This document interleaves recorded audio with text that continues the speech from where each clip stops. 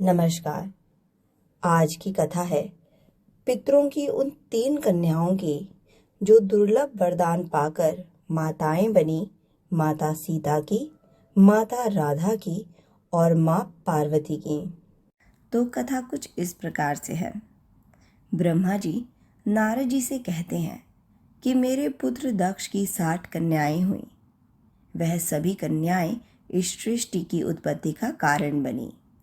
उनमें से एक कन्या जिसका नाम स्वाधा था, उस कन्या का विवाह पितरों के साथ हुआ। स्वाधा की 3 पुत्रियां हुई जो सौभाग्यशालिनी और धर्म की मूर्ति थी।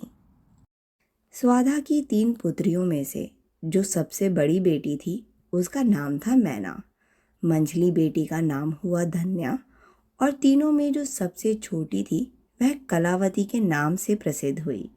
यह तीनों पुत्रियां पितरों की मानस पुत्री थीं, अर्थात इनका जन्म माता के गर्भ से नहीं हुआ था। यह तीनों ही मन से प्रकट हुई थी। यह तीनों ही ज्ञान निधि हैं और तीनों लोकों में भ्रमण कर सकती हैं।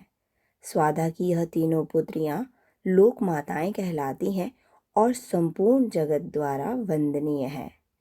इनके नामों का कीर्तन करने से मनुष्य की सभी मनोकामनाएं पूर्ण होती हैं।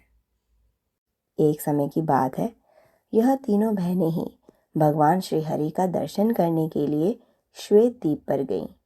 उसी समय वहां पर संतों का भी बड़ा भारी समाज एकत्रित हो रखा था। भगवान श्री हरि को प्रणाम कर उनकी स्तुति की और भगवान श्री हरि की आज्ञा से ये वहीं ठहर गईं। आगे ब्रह्मा जी कहते हैं कि उनके पुत्र सनकादि मुनि जो तीनों लोकों में वंदनीय हैं, वह भी उसी समय वहां पर पहुंचे।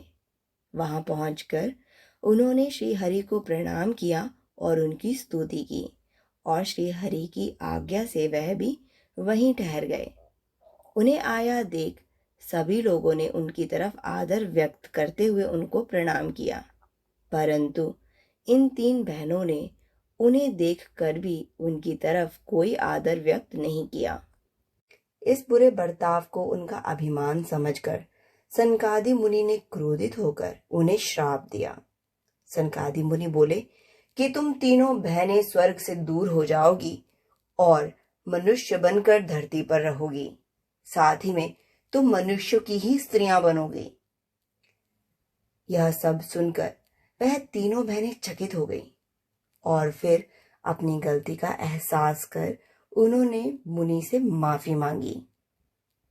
तीनों बहनों ने ही अनेक प्रकार से मुनि से माफी मांगी, जिस पर प्रसन्न होकर मुनि ने बोला कि तुम तीनों ही प्रसन्नचित होकर मेरी यह बात सुनो। ध्यान देकर सुनो। तुम में से जो सबसे बड़ी है मैना, वह भगवान विष्णु के अंशभूत हिमालय गिरी की पत्नी बनेगी और माता जगदम्बा की माता बनने का सौभाग्य प्राप्त करेंगी। तुम्हारी पुत्री पार्वती के नाम से विख्यात होगी, जो घोर तपस्या कर भगवान शिव को प्राप्त करेगी। साथ ही में योगिनी मैना पार्वती के वरदान से उसी शरीर में रहकर अपने पति के साथ कैलाश नामक परम पद को प्राप्त हो जाएंगी। अब योगिनी धन्या, तुम ध्यान से सुनो। तुम राजा जनक की पत्नी बनोगी और तुम्हारी कन्या के रूप में महालक्ष्मी अवतरीण होंगी, जिनका नाम होगा सीता। धन्या अपने पति महायोगी शीरध्वज के साथ लक्ष्मी स्वरूपा माता सीता के प्रभाव से वैकुंठ धाम में जाएंगे और कलावती तुम राजा वृषभानु की पत्नी बनोगी और राधा की माता बनने का सौभाग्य पाओगी। साक्षात गोलोक में निवास करने वाली राधा माता तुम्हारी पुत्री बनकर श्री कृष्ण के साथ गुप्त स्नेह में बंधकर उनकी प्रियतमा बनेगी और योगिनी कलावती तुम अपनी ही पुत्री राधा के प्रभाव से अंत में गोलोक धाम में निवास करोगी। ब्रह्मा जी आगे कहते हैं कि इस प्रकार से श्राप की वजह से दुर्लभ वरदान देकर संत कुमार जी अपने भाइयों सहित वहां से अंतर ध्यान हो गए। धन्यवाद।